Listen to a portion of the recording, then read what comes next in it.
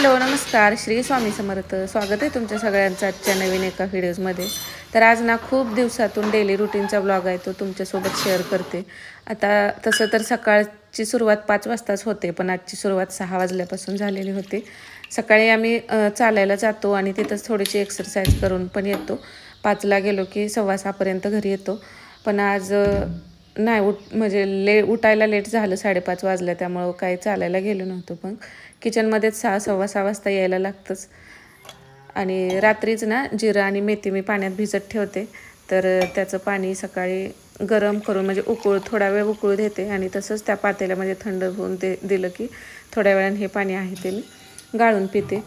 आता पाणी माझ्यासाठी घेतलं आहे. तोपर्यंत ओम 7 वाजता जातो, तर त्याच्यासाठी ना हळदीचं दूध 1 ग्लास. आणि आता आंबं आहेत अजून जे घरचे होते तेच, त्यामुळं नाश्ता काय ते करत नाहीत. बदाम भिजवलेले आणि 1 आंबा कट करून दिला की तो एवढं दूध आणि ते घेऊन जातो. तोपर्यंत तर पीठ पण मळून ठेवलं होतं चपात्यासाठीचं, त्याचं दूध आहे ते पण थोडंसं थंड करून त्याला दिलं. आणि नानांची आंघोळ लवकरच असते सकाळची, तर त्यांचा चहा इथं कमी शुगर असते एकदम. आणि नंतर इथं आता ओमचं दूध नाश्ता त्याचा झाला आणि आता स्कूलसाठी मग तयार होऊन हा फक्त आता बॉटल घेऊन जातो आहे. आणि ह्याचा डबा आहे तो जान्हवीजवळ मी पाठीमागणं देते. आता हा 10वीला गेला आहे, त्यामुळे त्याचं सायन्स आणि मॅथ्स हे 2 सब्जेक्टचं क्लास लावलेत. स्कूलमधल्या टीचर आहेत त्याच घेतात, तिथं स्कूलच्या जवळच आहेत. त्यामुळं तिथून मग तसाच तो नंतर स्कूलच्या टायमिंगमध्ये स्कूलमध्ये म्हणजे बसमधूनच परत तिथून स्कूलला जातो. तर आज टिफिनसाठी छोलेची भाजी केलेली होती आणि चपात्या. जान्हवीला रोटी द्यायला लागते, म्हणजे तिला रोटी जास्त आवडते. चपाती अशी तर तिला आवडतच नाही, खाल्ली तर मग ती रोटी दे असं म्हणते. तिला जास्त करून भात आवडतो. नंतर 7:30 वाजता बस येते. बस अगदी इथं वळून जायला घराजवळच येते. तर ती पण मग दोघांचं टिफिन त्यांच्याजवळ दिलं, ते पण गेले. तोपर्यंत इथं सासूबाईंची देवपूजा चालू आहे. आता मला टिफिन वगैरे सकाळची गडबड असेल तर त्याच देवपूजा करतात आणि कधी मी निवांत असेल त्यावेळी मग मी करते. मंदिर वगैरे साफ करायचं असेल, देव वगैरे घासायचे असतील तर मग मी घासून मग पूजा करते. तोपर्यंत इथं पाणी आलं होतं. आता 1 दिवसाआड पाणी येतं आणि आज ना उन्हाळा संपल्यासारखं वाटायला लागलं आहे. बाहेरचं वातावरण छान झालं होतं, आभाळ आलेलं होतं. नाहीतर आत्तापर्यंत तरी ना उन्हाळाच होता. तर त्यांची पण तोपर्यंत इथं छान अशी देवपूजा झालेली होती. आणि आता नंतर चपात्या करायला मी इथं घेतलेल्या आहेत. राहिलेलं आता पीठ सगळंच एकदमच मळते आणि नंतर मग चपात्या करते आणि एखादी रस्सा भाजी करावी लागते, ती परत करून घेते. आता मुलांच्या टिफिनसाठी एकतर भाजी झालेलीच असते सकाळची, मग चपात्या आणि मी माझ्यासाठी भाकरीच खाते. आता वजन कमी करताना किंवा वजन मेंटेन जरी ठेवायचं झालं तरी ना आपल्याला डाएट हा ठेवावाच लागतो आहे. थोडंफार डाएटचं खाल्लं तरच वजन म्हणजे कमी करायचं नसलं तरी पण ते मेंटेन ठेवावं लागतं. आता काही जण असे असतात की त्यांनी काही जरी खाल्लं तर त्यांचं वजन अजिबात वाढत नाही. तर माझं तसं नाही. थोडंफार म्हणजे आपण डाएटकडे लक्ष नाही दिलं आणि खाल्लंच ना सगळं असं तर लगेच वजन वाढतं. त्यामुळे आता वाढलेलंच आहे उन्हाळ्यात.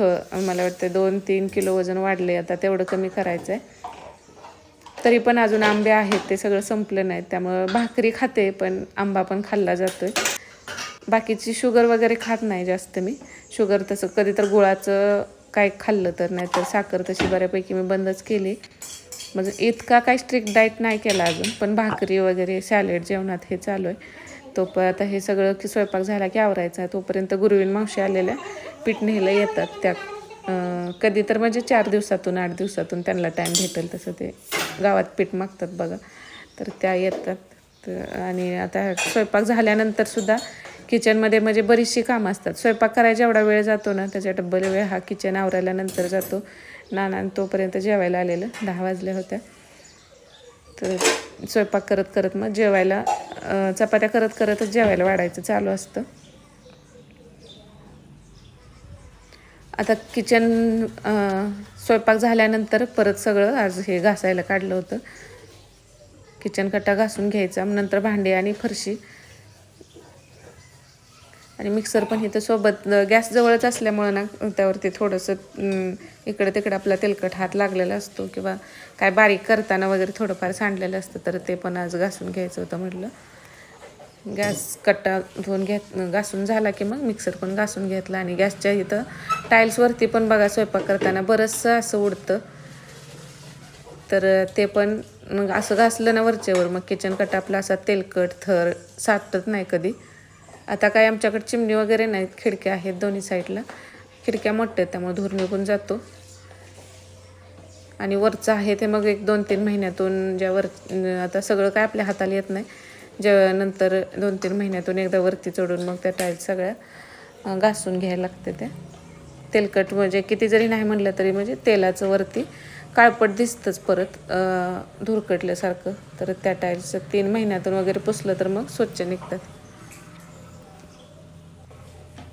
जेवढं हाताला येतं तेवढं रोजच्या रोज म्हणजे हे साफ करायचं चालू असतं. आणि किचन हे असं आहे ना, आपल्याला रोजच ते साफ ठेवावं लागतंय तरच ते स्वच्छ दिसतं.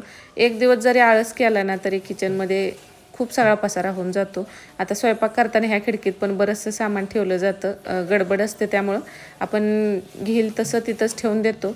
पण स्वयंपाक झाल्यानंतर ते सगळं जागच्या जागेला ठेवायचं, पुसून घ्यायचं. तर ही कामं रोजच्या रोजच करावी लागतात.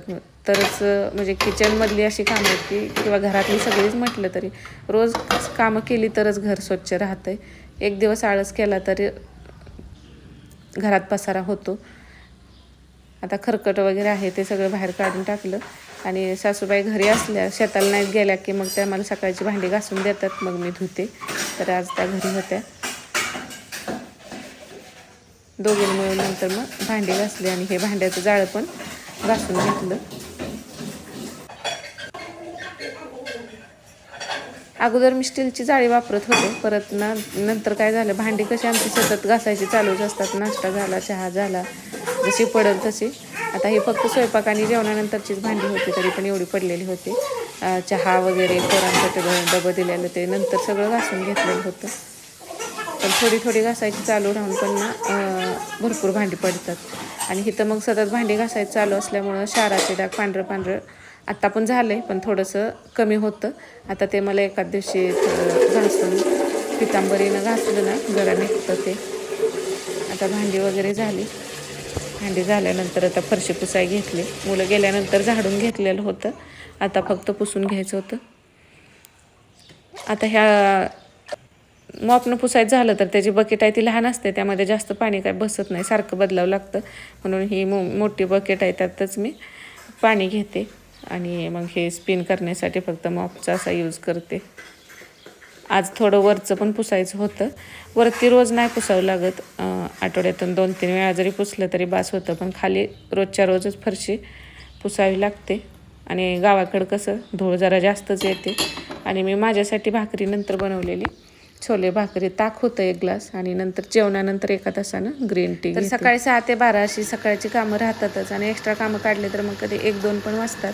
मग मधून व्हिडिओ एडिट करायचा असतं. तर शॉर्ट व्हिडिओ मी शक्य होईल तेवढं डेली अपलोड करते. लॉंग व्हिडिओला मग वेळ जातो, तो ते शूट करणं घेणं ह्यात बराचसा वेळ जातो. अपलोड करायला, एडिट करायला पण टाईम जातो. तर असा होता आजचा व्हिडिओ. आवडला असेल तर लाईक करा. आणि परत एकदा तुम्हा सगळ्यांना श्री स्वामी समर्थ.